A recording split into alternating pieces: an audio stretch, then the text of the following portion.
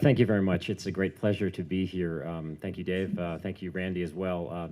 It's fantastic to be in Colorado. My father grew up in Denver, but alas, before he died, we spent very little time out here, and so it's nice to be back here and get to see another part of the country. I'm glad you also corrected that it's the program in international institutions and global governance as opposed to global government, because I know that that tends to throw people off a little bit. But basically, what I do now in my current job, this was the book I'm going to be discussing is something of a legacy project. What I do now is I look at ways to improve multilateral institutions so that they're more effective in advancing U.S. and global interests around the world. But the book that I'm going to be discussing tonight is one that I started several years ago. Having been in the Bush administration, I was involved in writing talking points for Secretary of State Powell and also for my boss at that time, and now my current boss again, Richard Haass, talking about all of the evils that flow from weak and failing states as this sort of the underbelly of global collective security. And then when I got out of government, I actually thought, I wonder if that's true. And so in a way, it's sort of a closed loop. You go from government, you say a bunch of things, and then, or you get a bunch of things written, and then you can actually then go into a think tank, and you've created work for yourself. So it's a sort of a full employment situation there. But I was really fascinated by something that's become conventional wisdom, particularly since 9/11, which is that some of the worst threats that we find to national and global security are those that are emanating disproportionately from countries with weak and poor governance in the developing world. And that is a sea change in threat perceptions within the U.S. foreign policy establishment and also globally. And it's really had some remarkable changes and budgetary changes as well. So I wanted to find out whether or not this was true. And what the book does is it first looks a little bit more closely at what we mean by weak states or fragile states, as the euphemism currently has it, in the developing world. So it tries to get a little bit more fine-grained in what we mean by that, building on an index of state weakness that I did with a colleague at the Brookings Institution, Susan Rice, who's now gone on to bigger and better things. I was a year behind Susan in junior high and high school when I knew her. I was a year behind her at Stanford, 2 years behind her at Oxford, and am now light years behind her. But she and I collaborated on this. And then I took that index to try to actually find out whether or not, you think of it as the left-hand column going down, the weakest state, Somalia here, and you go 141 countries, and you get down to some transitional countries in Central Europe. And then I tried to figure out, well, how does that actually compare to some of the major security threats that we think about? So the 5 chapters look at transnational terrorism, the proliferation of weapons of mass destruction, transnational crime of 6 different varieties, which include money laundering, drug trafficking, trafficking in small arms, environmental crime, piracy, maritime piracy, and there's at least one more that I'll come to. It's my Rick Perry moment here. And then the next chapter looks at energy insecurity and the degree to which that might be linked to state weakness. And then the final chapter looks at pandemic or epidemic, infectious disease, I should say. And so tries to use a combination of both global statistics about where these problems are most prevalent, and then also some small country case studies to see whether or not there are links and how strong these links are, et cetera. And what the book comes out with as the conclusion is that the linkages between state weakness and transnational security threats are far more complicated and far more contingent than conventional wisdom would suggest. I mean, I think it's fair to say that if you took the last 20 years, which have been so blandly referred to as the post-Cold War decade or decades, you'd think that we would be able to come up with something a little bit more creative than that.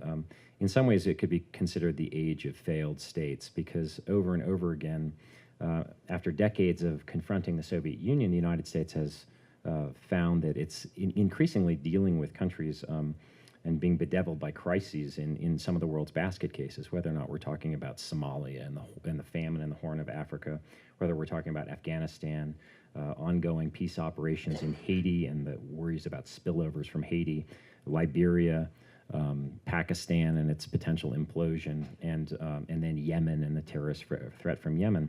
And this trend really started in the 1990s when you had a sort of a shocking outburst of violence, particularly in the post-communist world, not least in the Balkans, but then also in Central Africa and the brutality that occurred in Rwanda. Now, this has sent a lot of people into the business of creating indexes, basically, of failed and failing states. And the most famous one is the one that comes out annually in Foreign Policy magazine. And, you know, every time it comes out, you know, policymakers sort of rush to see. It's a little bit like looking at who's up and down in the Premier League and the British, you know, football rankings, but British soccer rankings. But to see who, you know, what country might be on the verge of implosion. And it's really influenced foreign policymakers, and not just in the previous Bush administration. Secretary Gates, before he left a few months ago, Secretary of Defense Gates said that if an American city is someday reduced to rubble by a weapon of mass destruction, or or a pandemic or biological weapon wipes out an entire city, that's by and large, he's sure that that's going to be traced back to a dysfunctional or ungoverned state in the developing world. Hillary Clinton, Secretary of State Clinton, has made similar comments. And in fact, she justified the U.S. intervention into Libya on the grounds that she didn't want to see Libya become, quote unquote, another Somalia.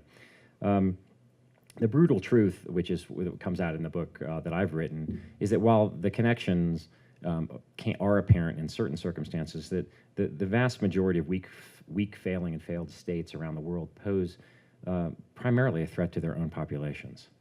You know, when governments can't discharge basic functions, it's the citizens of those countries that pay the heaviest price. These are the countries that are, by and large, overwhelmingly the site of internal conflict and violence, the site of humanitarian catastrophes, whether natural or man-made. They're the sites of the world's worst human rights abuses, the largest concentrations of refugees, the places where UN peacekeepers get called upon. They're also places which are furthest from the global development goals that are known as the Millennium Development Goals. They're the place that the bottom billion of humanity resides. So this is largely, in a sense, a development problem. In these countries, people tend to be malnourished. They suffer from pervasive insecurity. They endure gender discrimination. They lack access to education, clean water, etc. I mean, you think about a country like Nigeria, which, although blessed with natural resources, has found those natural resources to be a curse, but it spends only $10 per capita on health care annually for its population, and its life expectancy is only 46 years. Or you consider a country like Zimbabwe, whose authoritarian leader, Robert Mugabe, has basically driven that country into the ground. The once promising breadbasket of Africa, driven into the ground. You know, beyond the effects on their own populations, it's really then the neighboring countries that also often suffer the heaviest brunt of state failure. Because what you get is you get violent conflict, you get refugee flows, you get infectious disease going across the boundaries of these countries. And you see this very strongly in the Great Lakes region of East Central Africa. In the 15 years since, or more, 17 years since the Rwandan genocide, you've just had continuum atrocities that are occurring in that region. You've had destabilizing conflicts that are all sort of related to one another. Even when they're not exporting violence, some weak states are very economically costly to their neighbors. It's been estimated that the cost of just one of these countries falling into fragility or into sort of a fragile state category can cost the economic cost of that can reach $85 billion a year, which is about 70% of what the wealthy world spent on official development assistance last year. So I'm not saying that these countries aren't important in and of their own right, but the brunt is really borne by themselves and their neighbors. What about the wider world? The argument that I make is that actually there's much less interpenetration of the threats that emerge from these countries and us than conventional wisdom would suggest. In a sense, this is the sort of Vegas issue. That often what happens despite the world is getting more interdependent, but still what happens in these countries often stays in those countries and doesn't affect us here, which doesn't mean we shouldn't care about it. It just means we shouldn't necessarily frame it as a security issue. Now, the history of the failed state threat, as I mentioned, goes back to the early 1990s. During that time, journalist Robert Kaplan wrote a book which got a lot of press called The Coming Anarchy, where he looked at a lot of states, particularly in sub-Saharan Africa, in which were totally plagued by internal collapse, countries like Sierra Leone, Liberia, et cetera, and suggested that a lot of this anarchy would eventually engulf the rest of the world. He used the Balkans as an example, too. And in reaction to this, President Clinton, under the leadership of Al Gore, set up what was called a state failure task force, which was an effort to try to pinpoint where state failure might occur and where how it might be headed off. But it's still, at this stage, it remained largely sort of an academic exercise. And a lot of foreign policy realists, or self-styled foreign policy realists, said, hey, this is just foreign policy is social work. Why should we care about these countries? Anyway, we gotta focus on the great powers. That changed all of a sudden after 9/11. Prior to 9/11, most people looked at weak and failing states through a humanitarian lens. I guess you could say that they tugged at our heartstrings and occasionally loosened our purse strings, but by and large, these were third-tier national security priorities. Well, then what happens at 9/11? You have the most grievous attack on the United States being launched from what was, in effect, maybe the second or third poorest country, one of the most wretched countries in the world, at the cost of about $500,000. Osama bin Laden, before he was killed, estimated that the 9/11 attacks had, given how much they caused the United States to spend, that he probably got 1,000,000 to 1 return on his investment in terms of that. So that really made people think, wow. The major threats today aren't coming from great power rivalry. That'll still continue, but they're really coming from these sort of pockets, these vacuums of authority in the developing world. And that was encapsulated most in George W. Bush's 2002 National Security Strategy, which stated quite baldly, America is now threatened less by conquering states than we are by failing ones. And as I mentioned, the Obama administration has not changed this perspective. It's clung to it quite strongly. And you've seen actually some major changes. The CIA, for instance, has identified more than 50 quote-unquote ungoverned spaces around the world that might be havens for terrorists or other illicit activity. The Department of Defense has moved to using its regional combatant commands, which are distributed around the world, less for sort of to anticipate war fighting, although they do that in certain areas, but to think about how can we stabilize some of these ungoverned regions and countries at risk of instability. And to the degree that you want people to focus on conflict prevention, that's a pretty good thing. There are open questions as to whether or not the U.S. military should be at the forefront of that effort or whether or not well-resourced civilian actors should be at the forefront of it. But you've seen similar changes within the State Department and USAID. And this new ethos was really encapsulated, in my mind, by a breathless document from United States Agency for International Development, which said, let me see if I can read it here. When development and governance fail in a country, the consequences engulf entire regions and leap across the world. Terrorism, political violence, civil wars, organized crime, drug trafficking, human trafficking, infectious diseases, environmental crises, refugee flows, and mass migration cascade across the borders of weak states more destructively than ever before. And that's really gripping. That'll get your attention, even in Washington. The question is it true? And that was what I was trying to answer. And a closer look suggests that it's just much more complicated and tenuous than this. Most of policies being driven or has been driven by sort of sweeping generalizations, anecdotal evidence, single cases like the case in Afghanistan, which the more you think about it, well, was that a weak state? Well, I guess it was a weak state in some ways, but It wasn't an ungoverned territory. It was a sovereign government, namely the Taliban, giving carte blanche to a transnational terrorist organization. I mean, people argue whether or not Afghanistan in that age was a situation of a state-sponsored terrorism, or given that Al Qaeda had a lot of resources, a terrorist-sponsored state. But either the way, they were definitely in cahoots. So my overall point is that this sort of sweeping statement provides little analytical insight or practical guidance for policymakers, sort of which weak and failing states, under what conditions, et cetera. I just want to say a few words about how I define state weakness or state fragility, terms that I use synonymously. In building this index of state weakness in the developing world, Susan and I decided that we'd look at defining statehood as having basic four major characteristics. One of them is in the security realm, and that's basically the ability to secure your population from violent conflict and to control your territory. The second was in the political realm, and that's to maintain legitimate, transparent, and accountable political institutions.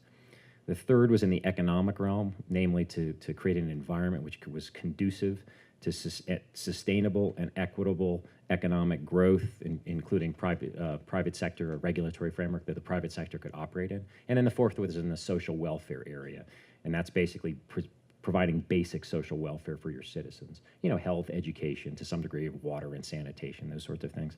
And so a state is strong or resilient to the degree that can actually provide these things. And is seen as legitimate by its inhabitants in doing so. And a weak or fragile state is one that is really institutionally anemic. It can't deliver the goods. I do want to acknowledge that at this point that a large number of countries within the developing world have never been truly effective states as we think of them. And one of the obvious reasons is the legacy of imperialism and decolonization, which left a lot of these countries. I mean, you know, after a while, that excuse wears a little bit thin because it's been a while since many of them became independent. But many of them were never particularly viable on ethnic grounds or on economic grounds. They weren't left with much when the colonial powers pulled up stakes, et cetera. They're left with artificial boundaries that don't have anything to do with, you know, that were drawn in the chancelleries of Europe in the 1885, you know, Congo Conference, et cetera. So many of them are really quasi-states. They have the trappings of sovereignty, but they don't necessarily have the empirical reality of sovereignty. I also want to note that the notion of what a state should do is not exactly something that stays permanent. I mean, 100 years ago, the notion that states should offer social insurance or social security, for instance, was not something that was taken for granted. But over the course of time, there are, and this is a Western conception of the state in a lot of ways, but there are things that the state is expected to do. What my book does is introduces an index of state weakness in the developing world that I did with Susan, and it arrays, as I said, all 141 transitional and developing countries according to how they do on these four different criteria of what a state can do. And what's interesting about it is that what you find is that some states fail miserably across all of these things. I mean, the archetype, the collapsed state par excellence is, of course, Somalia, which, you know, can't provide security for its citizens, or only for a few of them. It can't, you know, their political institutions with voice and accountability, you got to be kidding me. Or the rule of law, not happening. Social welfare, virtually non-existent. And then an economic aspect of things, you know, mostly people living off of predation or piracy. And so, so in that case, you know, people obviously fall back to other social organizations, like particularly Klan in the case of Somalia. But then you find similar things in Afghanistan and in Democratic Republic of the Congo, which we really consider all those really failed states. And then we had another. So we divided up all these countries into quintiles, and the bottom two quintiles we called critically weak. And then one above that, bottom quintile we called critically weak, and the one above that we called weak. And so my job was, hey, how does this relate to these different threats? I do want to mention one other critical thing you have to think about when you're considering how weak a state is you have to distinguish between will and capacity, and that's very important because if you think about it, you can think about countries that have both the will and the way. So let's just take Africa, right? African countries. A country with a will and the way would be probably something, a country like Botswana or maybe Senegal, maybe up until recently. They're having some trouble with their president wants to run for another term, so they may not be the darling that they used to be. But they're countries with the will and the way. And then you have countries that have the will but not the way. And there's a lot of post-conflict countries that are like this. Like take Ellen Johnson Sirleaf, a Nobel laureate, Liberia. You know, she's trying to do the right thing, but they just don't have that much capacity. So with a little donor help, external donor help from the Western world and other wealthy donors, the World Bank, et cetera, maybe you can get that country on the right direction. Then you got other countries that have the way but not the will. And think of Zimbabwe about 10 years ago. You know, had everything or so many things going for it, but had just a venal, corrupt leadership. And now it has neither the will nor the way. And those sorts of distinctions are very important because you can create an index and think about, well, how do countries rank against one another? But they could be really close together, but their trajectories could be totally different on the basis of this. And it's also very important from a policymaker's perspective because how the heck do you engage a country like Zimbabwe? You know, you probably can only engage it on humanitarian assistance grounds. You can't work with the government. You might be able to work with some NGOs, but even those are probably getting shut down. So anyway, this is what we did. Now, okay, what does the evidence tell us about the connection between state weakness, as I've outlined it, and these terrorists, not just terrorism, but these other threats?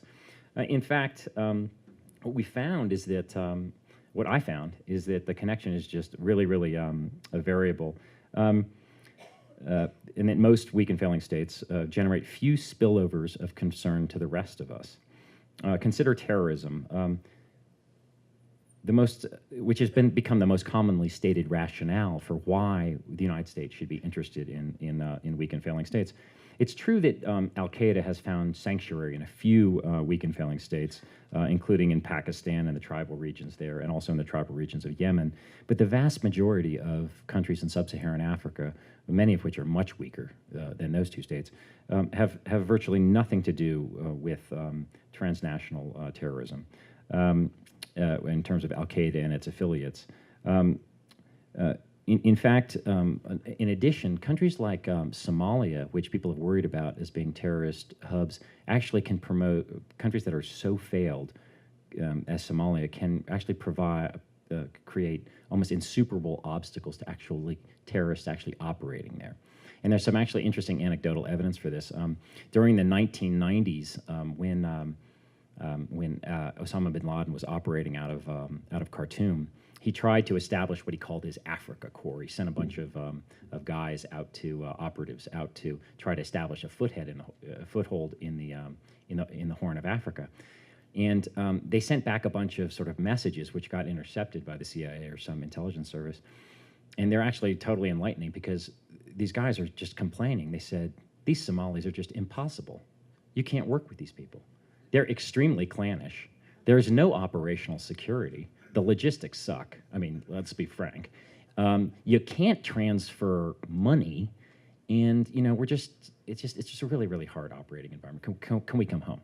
I mean, this is basically what they were saying. Now, you know, and actually a few of them said, you know, what we need is like an Islamic state building project, which is just totally ironic, right? Because of course, what's our answer been to Somalia or well, not Somalia yet, but Afghanistan or whatever? It's like state building, but they said yes, we need to have actually a functioning state to be able to operate here. Now, things have changed in Somalia over the years as this Al-Shabaab extremist movement has sort of consolidated its hold a bit. But now that's becoming sort of a proto-state, so maybe that's why Al-Qaeda can operate there. There's a couple other things when it comes to what makes sort of a good safe haven for a terrorist group. One of them is the fact that there needs to be, it's better if there's sort of an ambiguous attitude on the part of the government. This gets to the will versus capacity thing. Now, I think that we've all heard probably more times than we want to hear about what a great ally in the global war on terrorism Pakistan is for the United States. We heard that for many times over the past decade. That has turned out to be, as Dean Acheson once said, clearer than the truth. They have been playing a double game, partly because they want to They want to foster jihadi movements for their own purposes, not least because they have territorial dispute with the Indians over Kashmir and are worried about a lot of what happens after the U.S. leaves, et cetera. So they're obviously playing a double game. A similar thing actually in Yemen for a long time. Saleh, the president, would welcome the jihadis coming back from fighting in Afghanistan and against his internal enemies, really push Sunni extremism. A second thing besides the attitude of the state is the local population actually receptive? And here, that's very important. In Pakistan, for instance, one of the reasons why there's been, and in Afghanistan, in those border areas, one of the reasons why Al-Qaeda and obviously the Taliban have found a receptive home, but let's talk about Al-Qaeda simply as the terrorist group, is because of the code of Pashtunwali, which is a sort of a local tribal code which has, among other things, that one has to show hospitality towards strangers who come into your area and defend them. Where those dynamics don't exist, for instance, in the Sahel region of Africa, where people have been really worried that this Al-Qaeda in the Islamic Maghreb is going to sort of sweep and take over lots of different countries there, what you find is that the more moderate brand of Sufi Islam means that even though those countries are fragile, there's really not much going on there in terms of real traction for that group. Let me just go a bit quickly, because I don't want to take up too much time here, into some of the other threats. Similarly with weapons of mass destruction, a lot of people have said that have feared that weak and failing states might contribute to the proliferation of weapons of mass destruction and their means of delivery, this nuclear, biochemical, perhaps radiological weapons. And that in part because they wouldn't be able to control the stocks that they have, they might be corrupt and therefore willing to allow them to pass on to non-state actors, or they might collapse in themselves, and then suddenly those weapons would be free. Now, when you look, this fear is grossly exaggerated with two enormous exceptions, and those two enormous exceptions are North Korea and Pakistan. And in both cases, the biggest nightmare scenario is a collapse of a nuclear-armed state.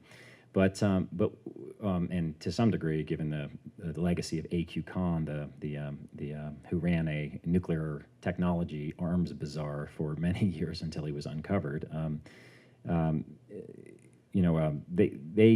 but with the exception of those two countries, the vast majority of weak and failing states do not have fissile material and have not shown much interest in pursuing weapons of mass destruction. A possible exception to this would be the country of Burma, where people think that they may have a clandestine nuclear program or some notion of doing that. Now, biological weapons are a little bit more complicated because those are a little bit easier to make and a little bit harder to police.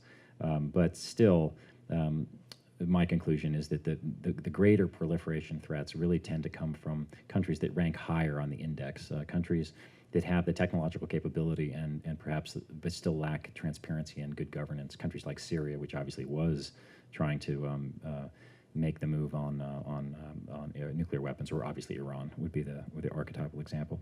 Now, let's take crime. What about the link with transnational crime? I mean, obviously, Afghanistan produces the lion's share of the world's opium. At one stage, they said no country in history had ever cornered the market quite so much on one single drug. I mean, it was really up to sort of like 97% of the world's opium. It still is, I think, above 90%. Colombia, I think, still has a plurality of the world's coca, but now Peru is again giving a run for its money, although Peru is not, by our measurement, a weak and failing state. In fact, has been growing by leaps and bounds over the past decade. Somalia and Nigeria are epicenters of global piracy. And tiny Guinea-Bissau, which I'm sure you all could spot on a map. Tiny Guinea-Bissau in West Africa. I don't think I could before I learned about it. Has become basically a wholly owned subsidiary of Colombian drug cartels.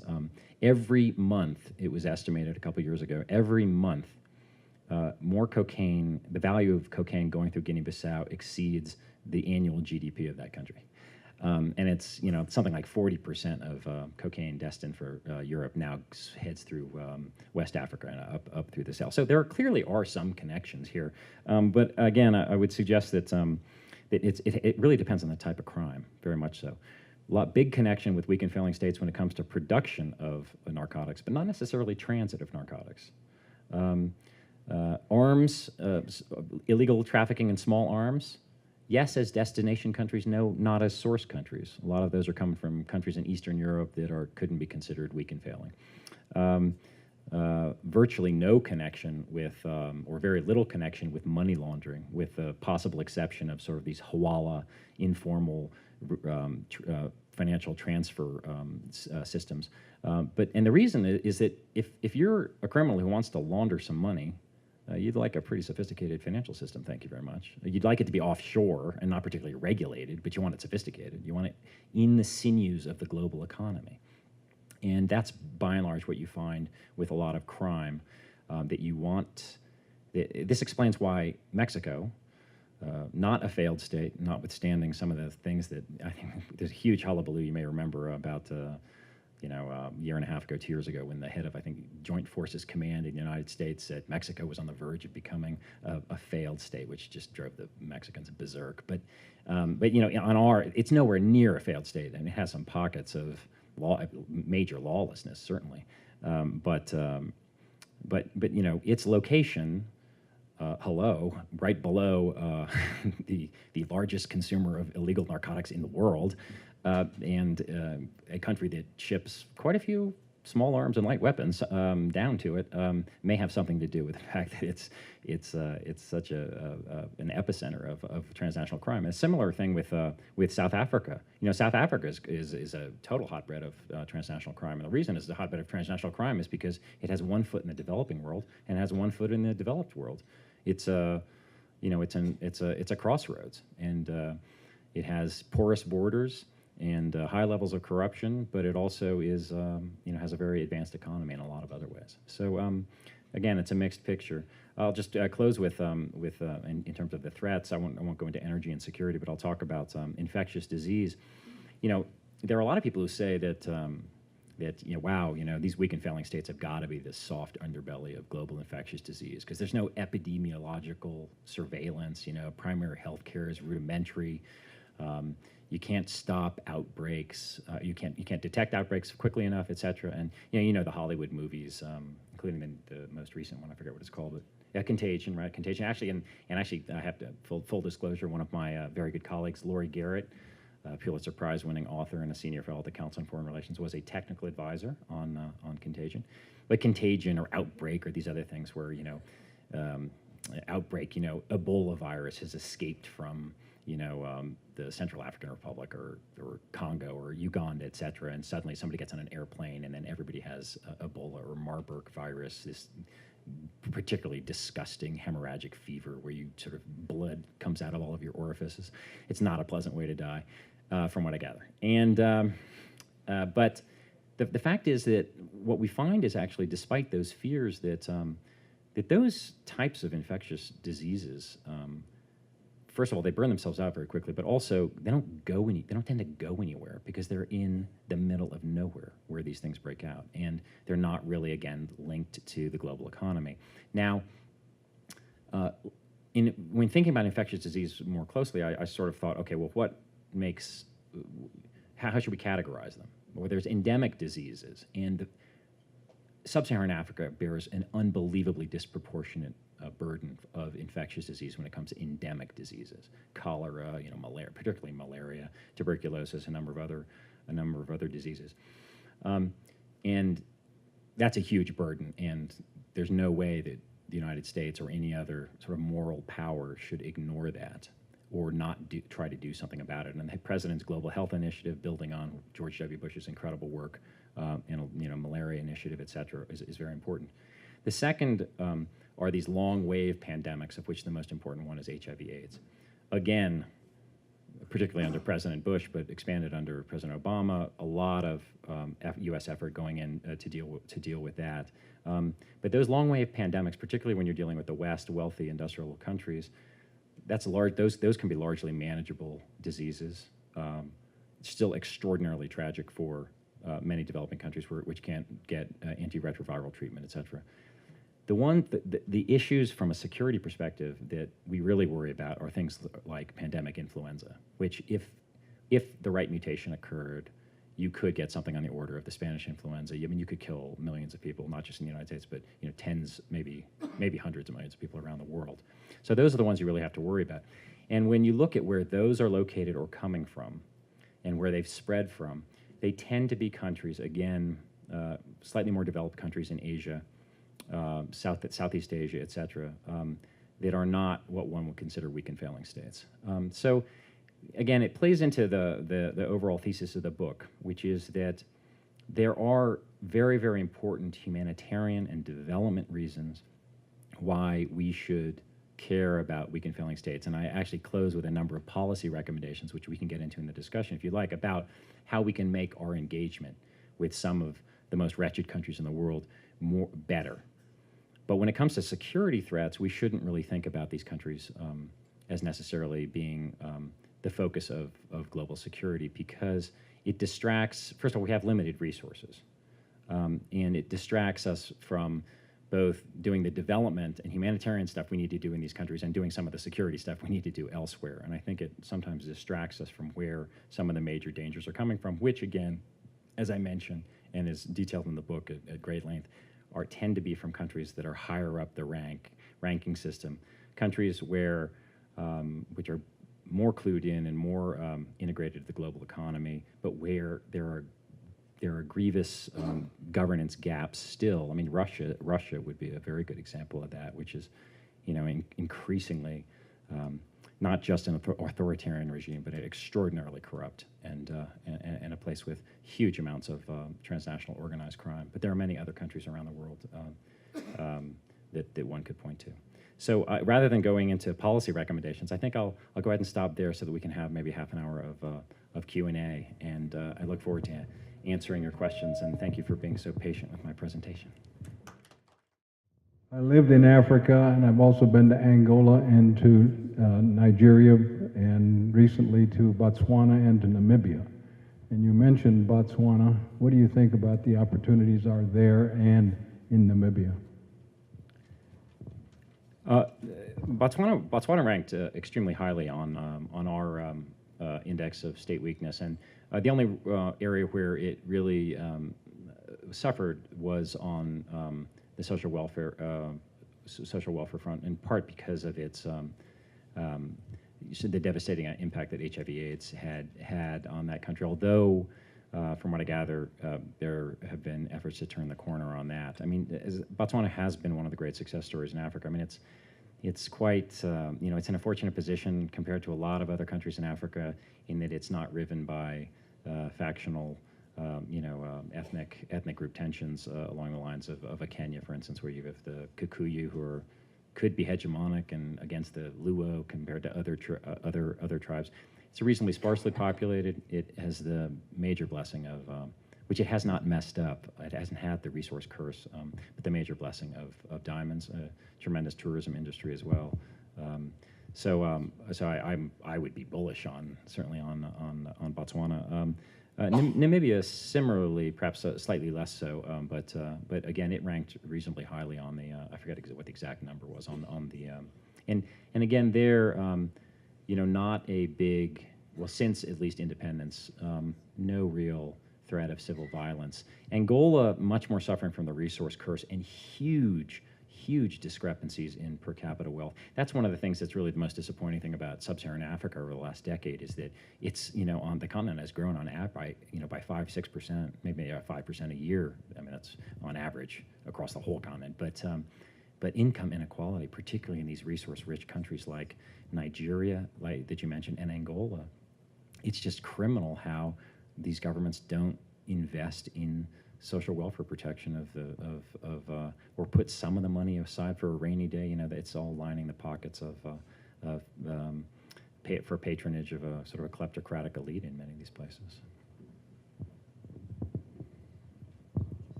Aside from a little bit about Mexico and drugs, I've heard that Latin America is sort of a good example of what could be going on. And so could you speak a little bit about Latin America and the governance in different countries there? It's a very good question. I would say that if we were to do this index was done in 2008, and in theory you could do it over and over again. Susan decided she was going to go be ambassador to the United Nations, so, instead of doing the index again with me. Talk about priorities. But anyway, if we were to do it again, I think that, there was no question that some of the Central American countries would slide. Guatemala, Honduras, a number of these countries, particularly on the human security indicators, levels of crime, levels of corruption. I think that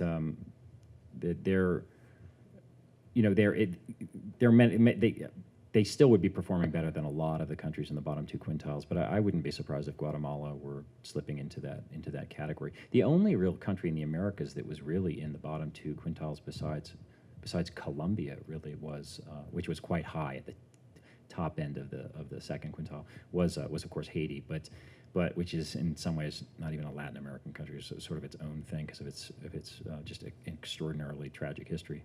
But and Colombia was hit because notwithstanding the fact that its economy was booming, that it was getting better at governance, although the human rights issue was still dodgy. The fact is that the government couldn't control 40% of its territory. It's hard to call it a strong state or a resilient state if it can't control 40% of its territory. There are some worrisome trends in terms of governance. The countries of the ALBA movement, Chavez in Venezuela, his luster may be dimming a bit, but really not good trends there in terms of governance and accountability of that government. Probably softer versions of that in Bolivia, with Evo Morales, and with Correa in Ecuador. But by and large, the rest of South America looking pretty good, I think, in terms of governance. Partly bolstered by Brazil's tremendous economic growth and actually pretty good governance obviously in Chile and Peru booming. So but a couple of parts of Central America that are really hurting that I mentioned.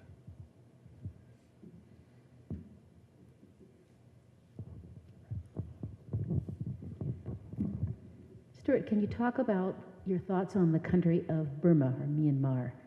Is that a way country rather than a will country with dictator Tan Shui running things? Yeah, I think it is. Burma has,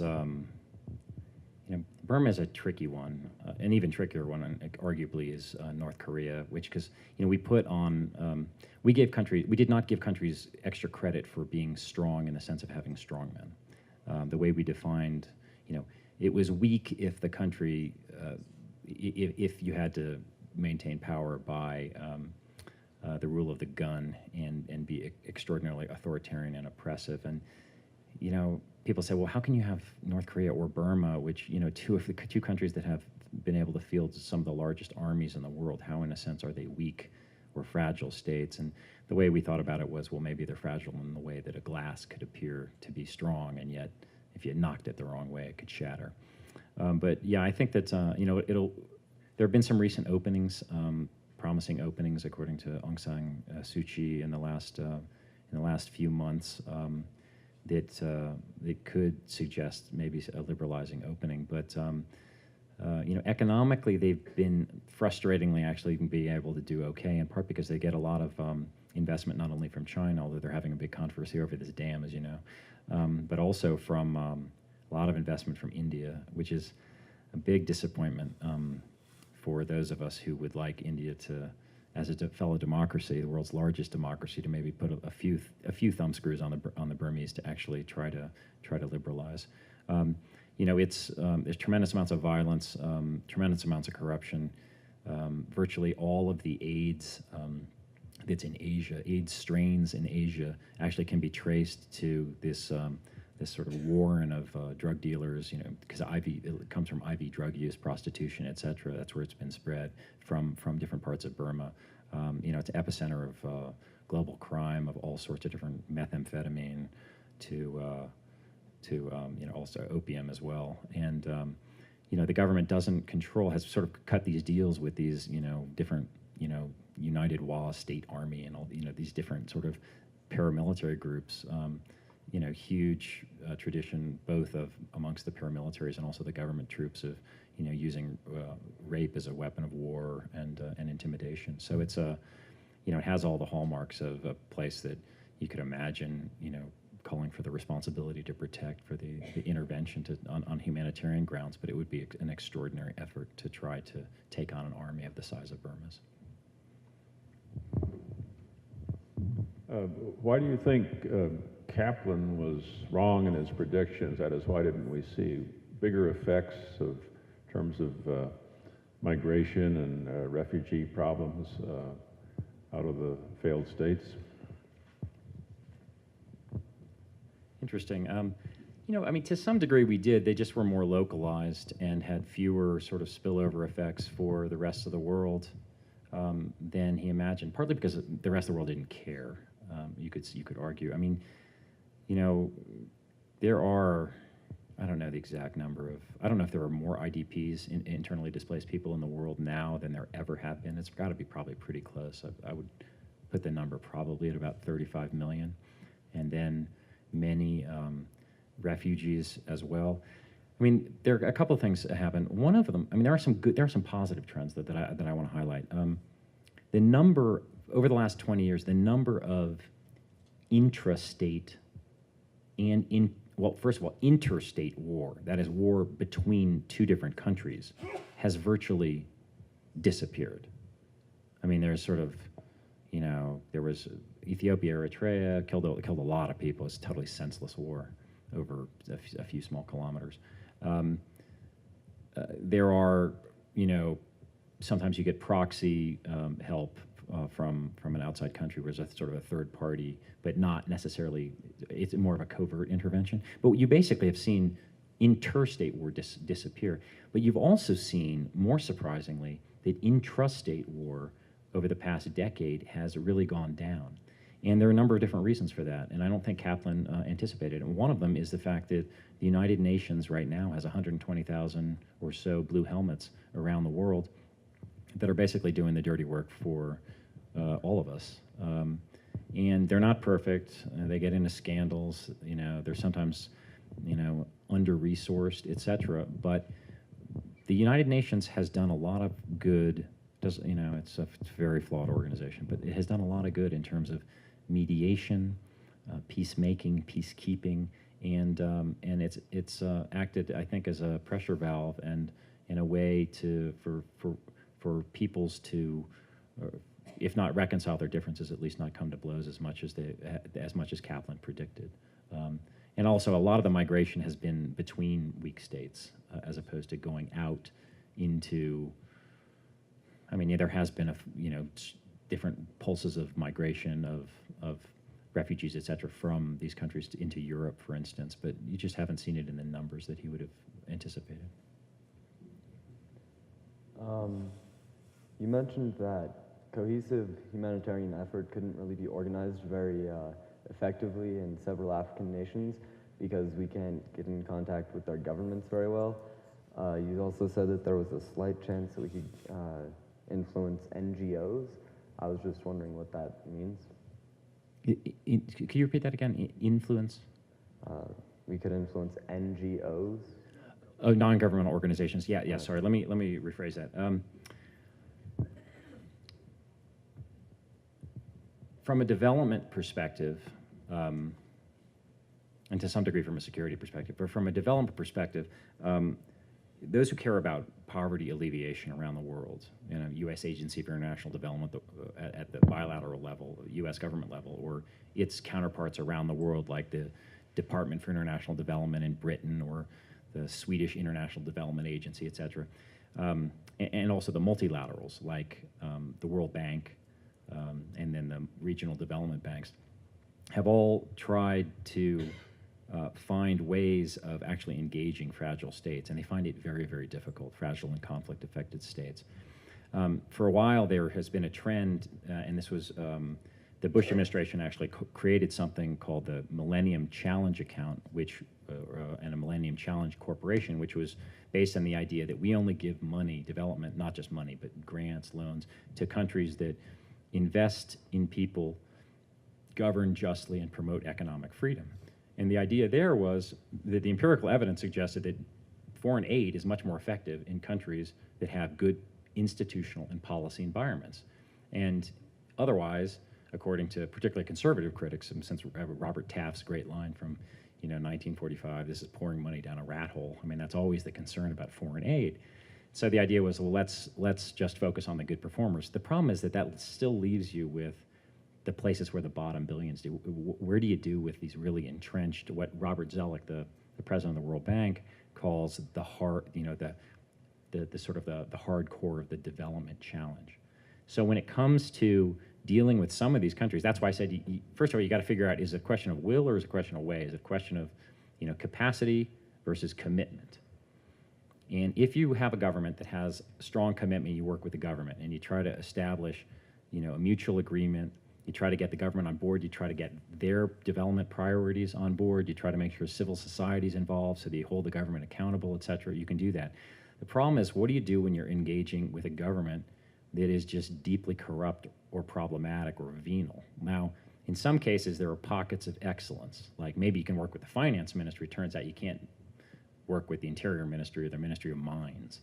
So you try to sort of fragment a little bit and work with those pockets of excellence you can work with.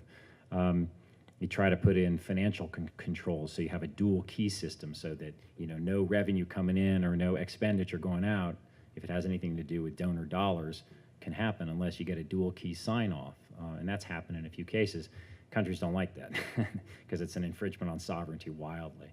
But what I said what I meant with the NGOs, non-governmental organizations, international non-governmental organizations, but also local ones, is that if you don't have a partner you can work with, the answer in a fragile state is you got to work with civil society or the folks that are trying to deliver essential services to the people, whether those are educational services or whether or not they're voter education, that sort of thing. And so you just have to, you go through this sort of checklist to find out who you can actually work with.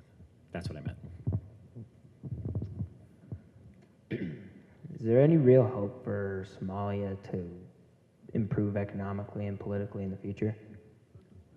Wow. That may be the hardest question yet. What's interesting is that as you probably know, that Somalia has actually had a couple of areas of Somalia which have almost sort of been sort of self-organizing, like a proto-state that only a few people have sort of recognized, but a few countries have recognized, but where things have, people have resolved their differences and have sort of a functioning proto-state. I don't think that there is, while Al-Shabaab remains which is this extremist militant group, the would-be Taliban of Somalia, while it remains an active force in that country. Whatever arrangement you would have for a state in Somalia would have to be, I think, radically decentralized, given the nature of the clan society that Somalia represents. They would have to involve an extraordinary number of bargains amongst different clan leaders, and it's unlikely that you're going to get anything resembling a democracy in that country within my lifetime.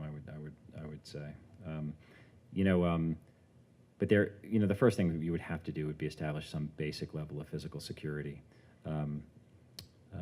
because that is just because the situation right now is just one of almost absolute predation, and the only places where you're getting some, well, with the exception of in the north, where there's been sort of this self-organizing situation, is where you actually have African Union peacekeepers there to try to maintain a lid on things. That's a very hard question. We'll do one more question here, then one or two more from over there, if there are. Do you believe that Burma will become the next Egypt based upon the last election is considered an appearance more than anything to at least the United States? Could you repeat that again? Would it become the next Egypt in what way? would Burma become the next Egypt? You said given the last election, The last election was. which was sort of fraudulent show election. Yeah, showmanship basically for the United States. Do you believe that the government will? I think that I think there are some. I mean, obviously every country is different. I think there are some significant differences, though, that in this case where I would imagine more of a negotiated settlement rather than an abrupt demise of the government.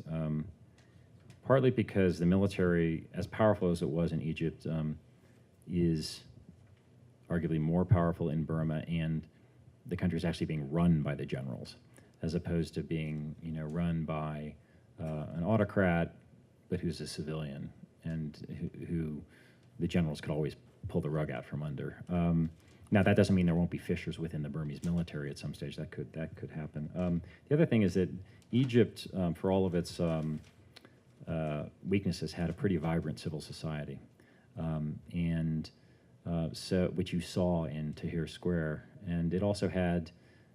Well, I mean, Burma does have an opposition movement, but it may or may not have the sort of sense of solidarity that the Muslim Brotherhood had as well. And so you had civil society, you had just had several different groups that were coming out onto the street, and there was actual space enough for them to do so. Whereas in the past, in Burma, that sort of thing has been met by guns, and it wasn't met by guns in Egypt. It could have been, but it wasn't. I think it's more likely that it would be met by guns in Burma. My expectation, I'm not an expert on Burma, but my expectation is that some sort of a power sharing arrangement is probably the best thing, and gradual transition is the best thing that could be hoped for in that country.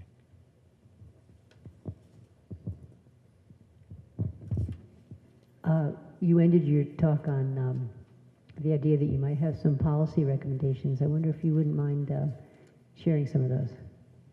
Sure, absolutely. Let me find them.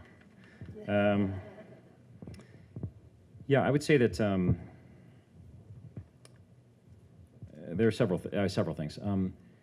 One of them is to actually have a fragile states policy, which we don't. The United States government doesn't have. USAID had one that it was promulgating around 2005, but then there was a big, there's always reorganizations, but there's reorganization of foreign assistance under Condi Rice, and since USAID falls under the State Department, that got totally, the whole notion of how to deal with fragile states sort of got shoved under the rug. And so I think one thing you have to do is you have to actually have a more sophisticated strategy that's where you actually tailor policy instruments to fragile states. You have to get much better at doing regular and sort of continual needs. Assessments of fragility and the dynamics of fragility in these countries, because you actually have to know about the political economy of what's making these countries weak. I mean, is it a question of will or is it a question of way? Where are the points of leverage that you could use going into these countries? I just don't think we do enough regular, having been at the State Department, we do enough regular analysis. We tend to only sort of gin up contingency planning, for instance, when something is on the front page of the newspaper and it goes up to what we call a deputies committee or a principals committee meeting. In other words, at the Deputy Secretary of State, Secretary of Defense, Deputy National Security Advisor, or the senior level. That's a pretty high bar to sort of start planning, and I think that there should be probably a trigger that actually gets you doing that more earlier, so that you can actually be you don't have to be picking up the pieces afterwards. You can actually be anticipating a slide into failure. Other things is that I think you have to adapt development policy to the realities of fragile states, and I sort of got into that a little bit with thinking about doing the sort of triage about, okay, who can you work with, who can you not within those governments. I think you have to focus not only on capitals, which all the money tends to go into the capitals rather than the localities. And I think in a lot of fragile states, one of the reasons why they're fragile is that the people in the localities and the regions are, they're just tired and angry at everything going into the capital area. And so in some cases, a little radical decentralization could be useful. I think you also have to. The other thing that we're terrible at is nurturing. We talk about nurturing local capacity, but we tend to, as in our aid efforts, we tend to replace it. or substitute for it. What often happens, there's this leeching effect. You know, the international community comes in. You see this in post-conflict situations all the time. International community comes in, you know, finds out that in the ministries there's like maybe 2, maybe 3 levels of officials, and there's nobody else. And then those second and third levels, those guys, and they're usually guys, but they are sometimes women, decide, well, you know, I could probably get paid a lot better as a translator working for these NGOs that are coming in here, international NGOs, or for the U.S. government or the World Bank. And so you're sort of leeching capacity. And so you create what Ashraf Ghani, the former finance minister of Afghanistan, called a parallel public sector, where you've got, and then you get a situation ultimately like Haiti, which is a ward of the international community. Nobody in Haiti, no Haitians are doing anything. I mean, this is a wild exaggeration, but I mean, it's basically, it's a country run by international NGOs and non-governmental organizations, often charitable, doing great stuff, et cetera, but they're not building anything that's sustainable in these countries, and they're building dependency. And then just a couple other things. I think you need to look beyond aid too. You know, there needs to be trade. One thing that's terrible about a lot of these countries is that they are, you know, they're totally marginalized from the world economy, and yet they could conceivably grow things. I mean, a country like Mali, for instance, is an exporter of cotton. Now, there is a large country across the Atlantic that subsidizes its own cotton farmers and creates barriers to buying Malian cotton in the United States. I mean, that's a tragedy. I mean, that's like subsidizing poverty. I mean, that's just creating harvesting poverty, as the New York Times called it. So we need to open up markets in the United States and accept a little competition for some of these countries, because it's so much more lucrative. I mean, it's so much more effective than just giving out aid, which may or may not be effective. The other thing is that a lot of these countries are commodity dependent, and you could create financial instruments to hedge against, say, rainfall or drought. Which I guess is the opposite of rainfall, or natural disasters of all sorts, or fluctuations in commodity prices, et cetera, so that, you know, just like corporations and others do, so that you could actually hedge against it, and the World Bank could create those sorts of financial instruments. You can create incentives with OPIC, the Overseas Private Investment Corporation, for U.S. companies that want to invest in these countries by providing political risk insurance, because some of these countries, I mean, they're fragile. Do you want to go in there? Well, if you had a little bit of guarantee that you might get some of your skin out of the game if things went bad, I think that would be good. So, you know, and then more investing in peacekeeping, et cetera. There are a number of different policy recommendations. The other thing is that we have to do this multilaterally. We have you know, it used to be, you know, 50 years ago, that the United States was responsible probably for, I don't know, like in the Kennedy administration, we were launching the Alliance for Progress or whatever. We were probably responsible for 50 to 60% of official development assistance around the world. Well, we're just not that kind of a player anymore. I mean, we still may be the biggest bilaterally in terms of absolute, although not on a per capita basis. But, you know, you got the European Union. You got all these non-traditional donors, which is another problem too. With China coming in, they play by different rules. You know, their conditions are a little bit different, right? That's a problem. But we have to try to get on the same page. And there are efforts to try to do that. Then finally, the other thing is that the United States government has way too much aid that we demand that is tied aid.